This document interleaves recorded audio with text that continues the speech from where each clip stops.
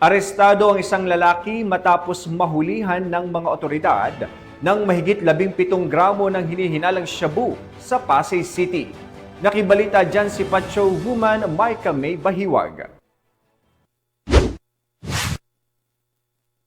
Arestado ang isang lalaking suspek sa isinagawang buy-bust operation ng mga tauhan ng Station Drug Enforcement Unit ng Pasay City Police Station sa Santa Elena Street, Barangay 178, Zone 9, Pasay City, bandang 6:50 ng gabi nitong Pebrero 28 taong kasalukuyan. Natimbog ang suspek na kinilalang si alias Cas. Na-recover mula sa kanya ang tinatayang 17.83 gramo ng hinihinalang shabu na may standard drug price na 121,244 pesos.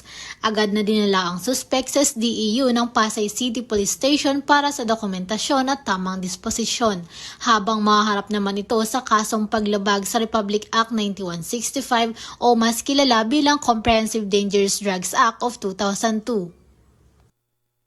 Mula dito sa Camp Bagong Diwa, ako po ang iyong PNN correspondent, Patrol Woman Micah May Bahiwag, alagad ng batas, tagataguyod ng Balitang Pulis.